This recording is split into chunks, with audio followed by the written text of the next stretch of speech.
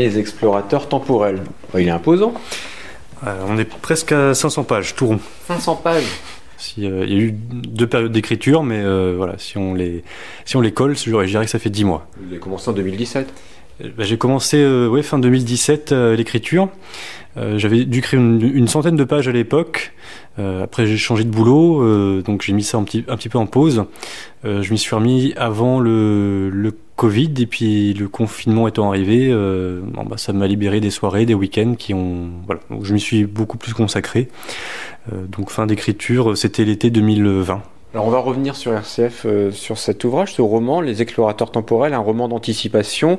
On va parler de votre parcours avant peut-être. Vous avez travaillé dans le domaine culturel. Vous êtes vraiment proche de ce milieu d'ailleurs en tant qu'adjoint aussi à la mairie de Spézet. Et puis vous êtes sonneur de bombarde dans le bagad de Spézet. Spézet, j'y ai toujours vécu. Donc là j'y suis élu effectivement depuis les dernières municipales. Donc je m'occupe de la communication, du rayonnement communal. Ça veut dire quoi, rayonnement communal? Alors c'est valoriser Spézet, ses habitants, ses initiatives, ses événements, son patrimoine. Donner envie aux gens d'y passer, voire de s'y installer parfois. Il y a des nouveaux habitants qui arrivent aussi. Vous faites des vidéos? Oui, on fait des vidéos, on fait des journaux, on fait toutes les initiatives qui peuvent donner envie aux gens de venir s'installer et puis de venir découvrir la richesse tout ce qu'on a à montrer, que ce soit des bâtiments, des édifices, des artisans. Il y a beaucoup de choses, même le patrimoine naturel aussi. Quand je disais que vous étiez proche de la culture bretonne, au Alcumunal, vous avez aussi travaillé chez Cobraise? Alors j'ai travaillé chez Cobraise pendant un peu plus de 4 ans. Je m'occupais de la promotion, donc j'accompagnais les artistes et puis les écrivains à la sortie de leurs disques ou de leurs livres pour faire connaître auprès du public leur création. Donc effectivement, je baignais dans un milieu aussi culturel. C'était le livre, c'était la musique, et puis c'est une petite PME spézétoise aussi. Donc c'était ce qui était plaisant, c'était d'être au service de cette création locale, issue du territoire. Le territoire, justement, c'était aussi avec Richard Ferrand comme collaborateur parlementaire. Alors oui, ça c'est une expérience professionnelle un petit peu moins d'une année, donc en 2017, où donc j'ai travaillé comme collaborateur parlementaire à la permanence de Châteaulin. Voilà, donc là c'est le travail de collaborateur parlementaire, donc c'est assister le député, le représenter, rencontrer les particuliers, les associations, les entreprises qui ont besoin d'aide sur toute une série de dossiers. Donc une superbe expérience effectivement qui m'a permis de connaître encore mieux le territoire. Depuis 31 ans, je suis dans le centre-Bretagne et puis avec une petite parenthèse poitevine puis rennaise pour les études. Là c'était un moment aussi en quittant le lycée où j'avais envie de bouger un petit peu, de voir autre chose, la vie aussi, voir un petit peu d'autres milieux et puis une fois les études terminées, c'est vrai que assez naturellement j'ai eu envie de revenir en centre-Bretagne pour m'y installer vraiment et travailler ici. Quelles étaient vos études? Alors j'ai commencé par une licence de lettres, langues et sciences politiques. Ça c'était à l'université de Poitiers, donc la fac de lettres.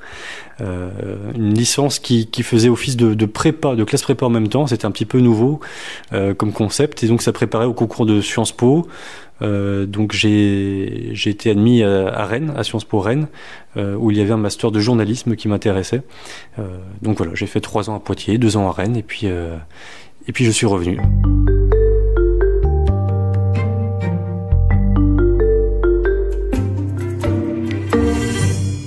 On va évoquer maintenant sur RCF ce roman d'anticipation avec vous, au Alcumunel. C'est votre premier livre, Les explorateurs temporels. Alors, on se promène dans ce livre de 500 pages, on en parlait tout à l'heure. C'est un ouvrage que vous avez mis 10 mois à écrire. Alors, on va au château de Versailles, par exemple.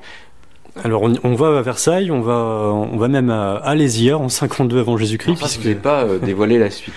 Oui, c'est vrai que c'est un gros morceau du livre, donc on peut le dire, mais on se rend à différents endroits et à différentes époques, puisque le concept c'est le tourisme temporel. Donc ça se passe en France, ça se passe en Bretagne d'ailleurs en partie. Il y a une société qui a beaucoup d'influence dans le monde entier qui propose des voyages dans le passé. uniquement dans le passé, voilà, pour emmener des groupes de gens assister à des événements de leur choix, à des batailles célèbres. Donc c'est vraiment du tourisme et tout ça incognito. Et en parallèle, cette société mène des recherches scientifiques à l'aide de drones. Donc là, ils envoient des drones furtifs dans le passé pour espionner les gens de différentes époques, tout enregistrer, écouter, et peut-être comme ça mener des enquêtes et retrouver la trace de trésors dans le présent.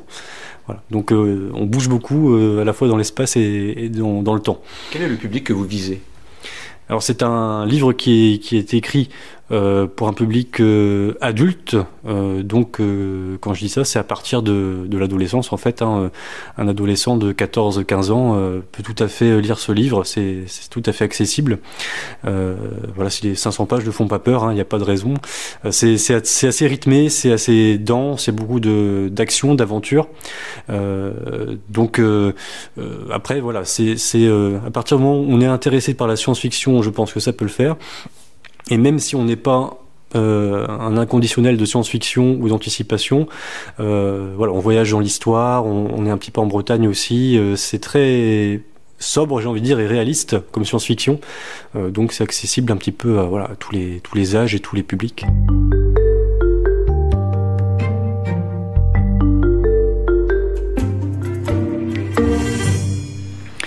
Ouais, je cherche le passage où les visiteurs survolent Vercingétorix en train de réunir ses combattants. On y est là, ouais. Alors, Vercingétorix emplit ses poumons et se mit à hurler, grondant comme le tonnerre. Thélo n'avait jamais entendu personne parler aussi fort. Il dut baisser le volume de ses enceintes. La langue dans laquelle le meneur s'égosillait était parfaitement incompréhensible. Très investi, il faisait virevolter son grand saillon de laine paré de médailles au gré de ses mouvements amples et théâtraux. L'éditeur, c'est Marathon, qui était auparavant à Marseille et qui est aujourd'hui dans le Morbihan à Plumelec.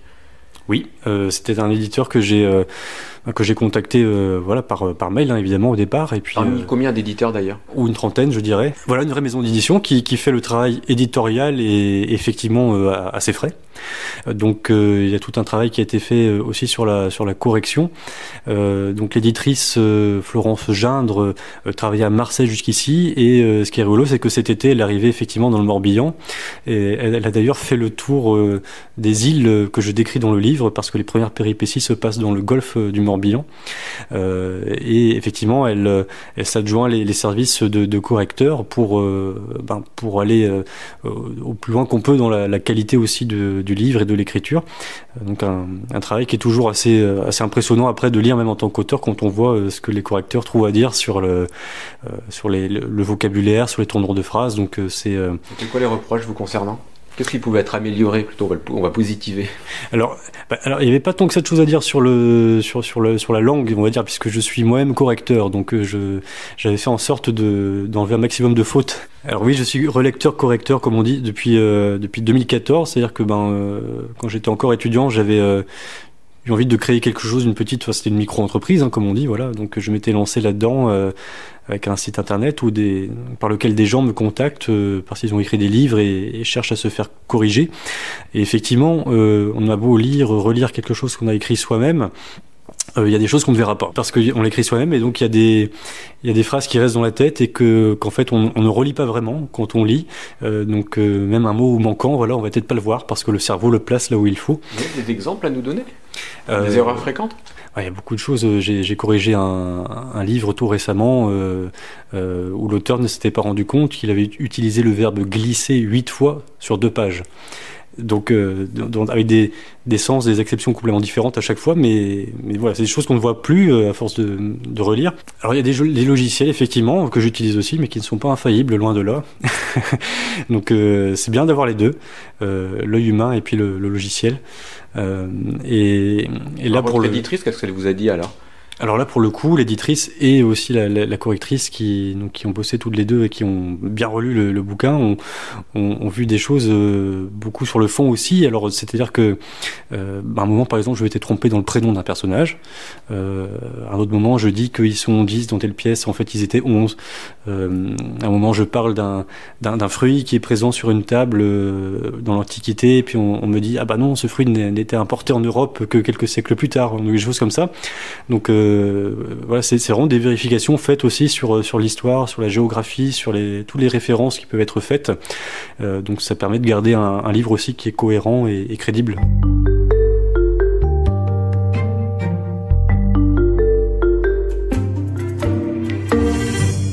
Sur RCF Finistère, nous sommes toujours avec O.L. Cumunel pour parler des explorateurs temporels. Alors c'est votre premier roman, un roman d'anticipation édité chez Marathon. Et hors micro, vous me disiez tout à l'heure que si vous avez eu l'idée d'écrire cette histoire, c'est parce que vous êtes passionné par le sujet, et notamment parce que, à votre connaissance, il n'y a pas eu beaucoup de films réalisés sur cette thématique.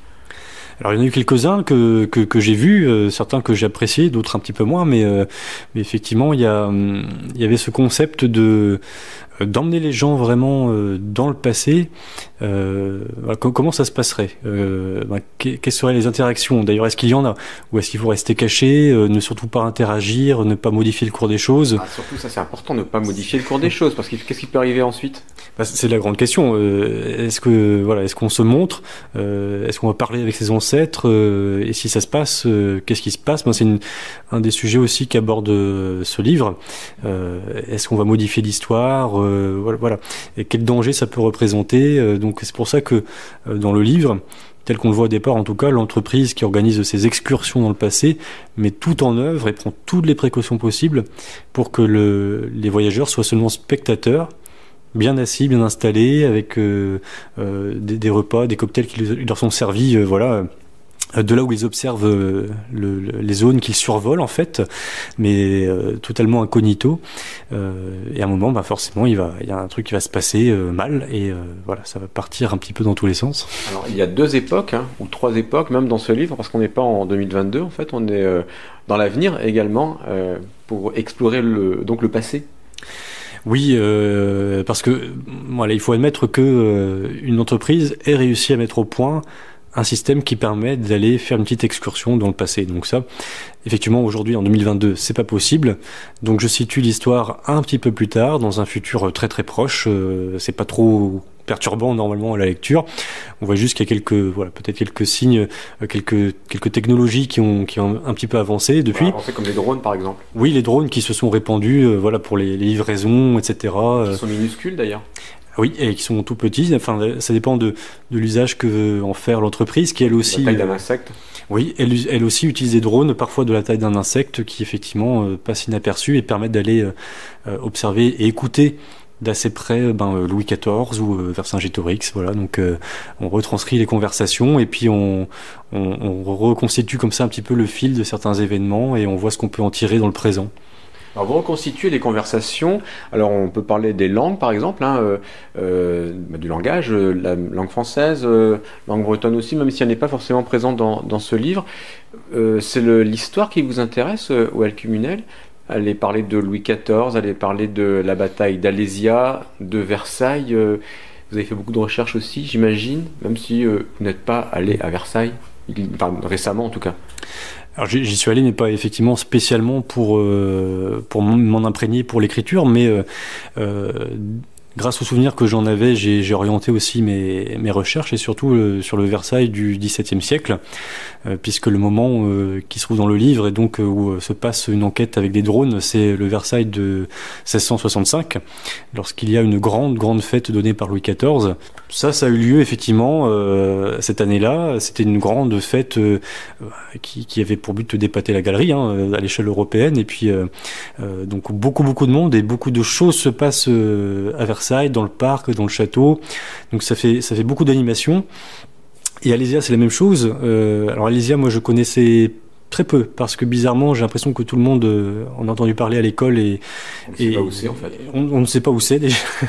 Et puis surtout, moi, à l'école, je n'en ai jamais entendu parler. Donc j'avais juste le nom et la date en tête, mais qu'est-ce qui s'était passé, je ne savais pas. Donc ça m'intéressait de me renseigner là-dessus. Et en fait, il s'est trouvé que c'est un cadre, un terrain de jeu incroyable pour faire se suivre toute une série de péripéties. Donc ça, c'est aussi souvent le lieu qui sert l'intrigue en me donnant des idées comme ça d'action, de péripéties. Donc entre les Gaulois et les Romains, on rappelle. Hein. Donc c'est ça, Alésia, c'est une confrontation entre les armées romaines de César en pleine guerre des Gaules et Vercingétorix qui est en train d'émerger un petit peu comme leader gaulois, en train de fédérer tous les tribus, tous les clans gaulois. Et il se fixe à Alésia qui est sur un promontoire, sur une petite colline. Il se fait encercler par les armées de César qui elles-mêmes se font encercler à leur tour par une deuxième armée de renfort gauloise. Donc c'est toute une histoire de stratégie, de tactique militaire. Et voilà, un village encerclé, puis on va dire les personnes qui mènent le siège, qui sont elles aussi encerclées à leur tour, ça fait un terrain de jeu super pour un livre.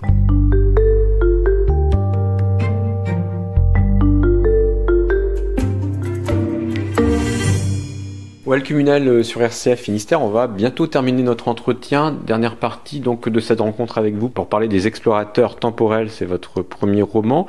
Vous avez parlé d'Alésia, vous avez parlé du château de Versailles. Le but, c'est aussi de mettre des images dans la tête du lecteur. Comment est-ce que vous avez travaillé là-dessus? Est-ce qu'en restant devant son ordinateur, on peut, grâce aux mots, grâce au vocabulaire, faire voyager le lecteur ou la lectrice? C'est vrai que c'était l'une de mes ambitions avec ce livre, c'était de vraiment transporter le lecteur, que ce soit assez dépaysant et réaliste pour la personne qui lit et que la personne soit elle aussi transportée dans le passé avec on va dire ce qu'il faut, j'espère, de description, mais sans trop en faire, en essayant d'être quand même précis dans le choix des mots et puis dans le décor, la description des objets, etc. Donc on décrit précisément ou pas, ou alors c'est au lecteur d'imaginer? J'espère que c'est un équilibre qu'on a à peu près réussi à trouver. On donne ce qu'il faut d'éléments, d'informations pour que la personne puisse situer les choses. Et puis et après, c'est tout un travail sur les ambiances, les atmosphères aussi, où le lecteur peut aussi broder plus ou moins malgré lui en fait, et puis s'imaginer se construire son propre décor. Alors ici, on est dans le chapitre qui se passe justement à la fête de Versailles, où les drônes évoluent dans un endroit qui est la ménagerie royale. Alors, l'équipe d'exploration temporelle est celle de Versailles dans le présent. Découvrir en vidéo cet espace peuplé de différentes espèces plus ou moins locales, d'où le nom de ménagerie. Maël savait qu'on pouvait considérer le lieu comme le premier véritable zoo au monde, bien que la détention d'animaux dans les lieux de pouvoir ait longtemps été une sorte de tradition. C'était déjà le cas dans l'Antiquité, et elle était bien placée pour le savoir. Les espèces exposées là jouissaient d'un gazon tendre, de bassins animés de jets d'eau. Maël vit des gardiens lâcher des poissons dans l'eau des pélicans pour que les visiteurs les voient pêcher. On a pas mal d'images, faut que les gens puissent se projeter, quoi. Donc là c'est de la ménagerie royale. Quand on est à Alésia aussi, on se trouve à un moment dans la forêt, dans un camp gaulois, ou même au beau milieu du village d'Alésia, on se retrouve chez un druide. Voilà, il faut que les gens aussi puissent se sentir bien par moment aussi. Il faut que les descriptions aient quelque chose de réconfortant aussi dans la lecture. Et donc sur Internet, on trouve tous les éléments d'histoire pour faire vivre votre roman, votre scénario? On trouve plein de choses sur Internet, certainement. Enfin, Internet étant plus un outil pour accéder à des documents vraiment fouillés et intéressants, y compris des livres. Donc je m'étais procuré, je me souviens, il y a quelques années, au début du travail d'écriture, quelques livres sur Versailles, justement, au XVIIe siècle, sur Alésia. Donc j'ai lu quand même 6 ou 7 bouquins, parfois axés sur le côté militaire, parfois plus sur le côté géopolitique. Voilà, histoire d'avoir quand même une idée assez précise de comment ça se passait, et puis de ne pas dire de bêtises par la suite. Après, c'est pas non plus un cours d'histoire que j'ai écrit, donc c'est juste histoire que le cadre soit posé et puis qu'on puisse faire évoluer les personnages dans quelque chose de réaliste. Alors, que ce soit les adultes ou les adolescents, est-ce que les lecteurs, les lectrices apprennent quelque chose dans ce roman concernant l'histoire? Oui, je pense qu'on apprend malgré tout un certain nombre de choses, y compris sur l'histoire bretonne, notamment dans l'Antiquité, mais pas seulement, puisque les premières péripéties se passent dans le golfe du Morbihan. Voilà, il y a un petit peu une chasse au trésor. Donc il y a plusieurs époques aussi qui sont citées, puisque le grand jeu des explorations temporelles auquel participent des millions de personnes à travers le monde en espérant gagner une excursion, voilà, propose énormément de destinations possibles. Alors parfois c'est juste quelqu'un qui veut aller assister à un concert qui avait lieu quand il n'était pas encore né, ou revoir un match de foot de Coupe du Monde. Enfin, mais parfois c'est des événements aussi historiques, donc je m'y attarde un petit peu. Et puis je pense que par contre le déroulement de la bataille d'Alésia, effectivement, on apprend pas mal de choses. Et puis sauf qu'à un moment, voilà, peut-être qu'on va s'écarter de ce qui s'est véritablement passé, voilà, parce qu'il y a un problème à un moment, quoi.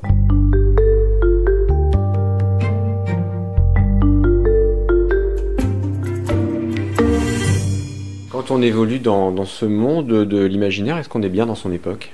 Est-ce que c'est votre cas? Est-ce que vous seriez vu vivre dans le passé ou dans l'avenir peut-être, Walid Kuminal? Dans l'avenir, on verra, on va y aller progressivement, mais dans le livre, il n'est pas question de voyage vers le futur en tout cas, c'est vraiment uniquement... Même si ça se base sur le futur. Oui, voilà, on va dire qu'on est entre 2040 et 2050, et puis, mais on se tourne uniquement vers le passé pour aller revoir des choses. Alors c'est vraiment du divertissement, quoi, puisque les gens veulent assister, voir de leurs propres yeux comment ça s'est passé, veulent du spectacle. Et vous? C'était la question. Pourquoi pas, mais c'est vrai que parfois justement la question est posée à certains personnages et ça peut être un petit peu morbide parce qu'ils veulent revoir des choses comme des catastrophes naturelles, le tsunami de Lisbonne ou des épidémies de peste, voilà. Donc il y a des gens qui peut-être voudraient voir comment ça se passait, ce genre de choses, ou alors des grandes cérémonies, des grandes fêtes, des jeux dans des amphithéâtres. Alors c'est sûr qu'il y a une curiosité. Moi je me dis si c'était possible, oui, j'imagine que je serais intéressé, que j'aimerais aller voir sur place comment ça se passait. Mais revenir en 2022 ensuite. À condition de revenir en parfaite santé, voilà. Sauf s'il y a un problème. Sauf s'il y a un problème, mais bon, normalement, la technologie est au point et tout se passe bien à chaque fois, normalement. Et en tout cas, c'est vrai que je m'étais posé la question, mais qu'est-ce que ce serait juste de se rendre en pleine campagne devant une habitation où il y a 2-3 personnes qui mènent leur vie quotidienne, qu'est-ce qu'ils font dans leur quotidien, comment ils se parlent, qu'est-ce qu'on entend, quelle sonorité ça donne, qu'est-ce qu'ils font, quoi, dans quelle ambiance ça se passe, quelles sont leurs interactions, juste voir ça, comment se passaient les choses il y a quelques siècles. En même temps, est-ce qu'on peut dire que le roman d'anticipation, ça ouvre des portes encore plus grandes qu'un roman traditionnel? Là, on peut vraiment imaginer tout ce qu'on veut, finalement, même si ce n'est pas forcément crédible, les gens se prennent au jeu. Les lecteurs. Oui, la crédibilité de départ, c'est ça. Il faut que les gens se prennent au jeu, puis rentrent facilement dans l'histoire. Admettre que c'est possible de faire des excursions dans le passé, puis à partir de là, on essaie d'imaginer. C'est des choses qu'on ne peut pas faire dans la vraie vie, donc au moins le roman sert à ça et à poser des questions. Est-ce que c'était possible? Comment ça se passerait? Et vous, qu'est-ce que vous en pensez? Comment vous réfléchissez à ça? Et puis, comme on reste dans l'anticipation et la science-fiction, c'était votre truc à vous? Oui, bien sûr, mais alors je suis pas non plus un énorme lecteur. Je regarde beaucoup de films en revanche de science-fiction qui m'ont certainement inspiré. J'ai lu également le livre qui s'appelle Les Temps parallèles, qui est un roman de Silverberg, qui est un grand nom de la science-fiction américaine, qui parle lui aussi de tourisme dans le passé, mais voilà, il a un concept quand même différent. Et puis la fin du roman nous emmène petit à petit aussi vers des réflexions un peu plus sur le temps, les histoires de lignes temporelles, qu'est-ce qui se passe si on perturbe le passé, est-ce que ça entraîne des réactions en chaîne qui vont venir modifier notre présent. Donc la fin ouvre aussi un petit peu plus les réflexions, même d'un point de vue philosophique en fait, et scientifique un petit peu, il en faut un petit peu aussi, sur les notions de temps, d'époque, d'univers aussi. C'est ce qu'on découvre donc dans ce livre, Les explorateurs temporels, et puis aussi dans des romans comme ceux de René Barjavel par exemple, dans des films aussi, Retour vers le futur. Oui, alors la science-fiction, la littérature, pardon, et ça date pas d'hier, a a beaucoup exploré ce thème du voyage dans le temps. Le cinéma aussi, c'est vrai, avec à chaque fois des directions un petit peu différentes. Il y en a un qui commence par emmener des visiteurs à l'époque préhistorique carrément pour voir des dinosaures. Et donc il y a une petite passerelle, il faut surtout pas sortir de la passerelle, sinon on n'est plus en sécurité. Et puis je sais plus ce qui se passe. Il laisse une petite pièce d'une combinaison sur place en partant, et puis en fait, ça va complètement perturber les choses. Donc là, c'est une approche un petit peu différente que j'ai voulu prendre aussi avec ces excursions et aussi avec les recherches par drone où on va vraiment explorer le passé, mener des enquêtes sans prendre de risques. Mais c'est justement aussi parce qu'on ne prend pas de risques que le jour où il y a un problème, on est un petit peu démuni, quoi.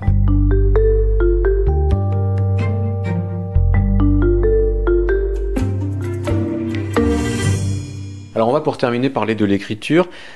C'est donc un roman d'anticipation, mais l'écriture ne doit pas être négligée. Si le lecteur imagine, voyage dans le temps, ce n'est pas au détriment des mots. Comment est-ce que vous travaillez au Alcumunal? Est-ce que vous avez un plan dès le départ ou est-ce que ce plan peut évoluer? Moi j'ai l'impression que oui, parce que vous l'avez commencé vous pensez en 2017 ce roman, donc il y a eu beaucoup de changements. Oui, sûrement que les années ont contribué à ces changements. Et alors effectivement, au tout départ, j'avais l'idée de base. Voilà, je voulais parler de tourisme temporel d'une manière que je n'avais pas encore rencontrée dans des films ou des livres. Je savais un petit peu ce que je voulais raconter. Alors après, c'est comment, voilà, concrètement, où est-ce qu'on situe l'action. Donc, toute la documentation s'est faite aussi pour choisir les lieux, les époques. Donc, j'avais écrit effectivement une première partie, on va dire les 100 premières pages assez rapidement, mais j'avais surtout laissé, semer quelques graines dont je savais que je pourrais m'en servir par la suite. Mais ceci dit, je ne savais pas non plus exactement en commençant comment j'allais terminer. Alors, écoutez, moi, il y a des auteurs qui ont sûrement plus d'imagination que moi. Et certains ont le plan dès le départ et ne sortent pas du plan. Oui, tout à fait. Il y a sûrement une multitude de façons de faire.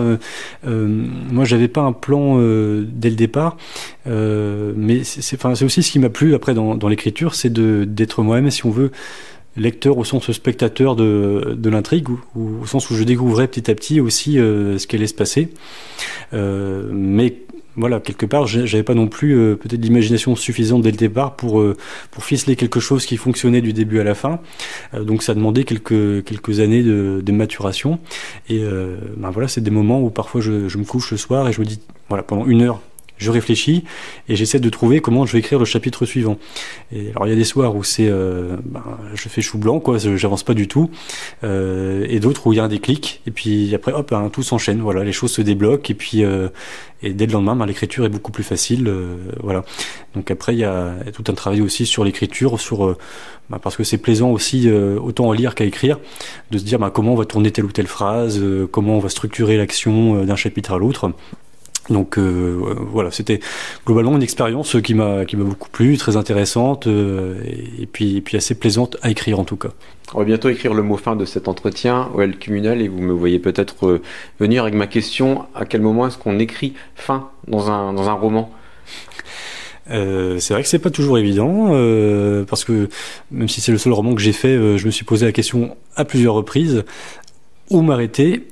Et d'ailleurs, l'éditeur m'a fait un petit peu modifier le dernier chapitre, le dernier paragraphe en l'occurrence, puisque j'ouvrais un petit peu trop vers une suite possible.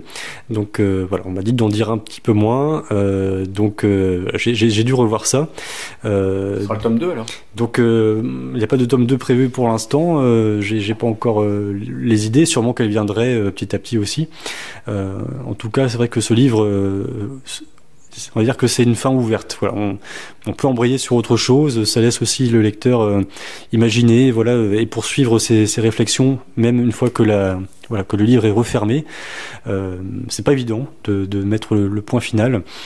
Donc là, je l'ai fait à un moment quand même qui permet de se dire voilà, on a fait une découverte, il y a eu des révélations, mais malgré tout, voilà, est-ce qu'on en reste là ou est-ce que ça peut nous emmener plus loin, quoi. Merci au Alcumunal. Je rappelle le titre de votre roman d'anticipation, Les Explorateurs Temporels. C'est aux éditions Marathon. Et on le trouve aussi en e-book, alors en livre numérique? Oui, il est disponible en format broché, donc imprimé, et puis en livre numérique, c'est ça. Merci beaucoup. Merci. Vous voulez que je vous prenne en photo ? Dit Tello, sachant bien qu'il ne comprendrait pas un traître mot de sa question. Il pointa son téléphone du doigt sans vouloir paraître insistant, mais César réagit immédiatement et le lui rapporta. Tello orienta l'écran de manière qu'il puisse voir comment il procédait. Il déverrouilla l'appareil, dont l'autonomie serait bientôt épuisée, et le leva à hauteur de leurs yeux pour prendre une photo. César eut un cri de surprise en apercevant son visage sur l'objet, comme dans le miroir grâce auquel il se peignait au moment de leur entrée.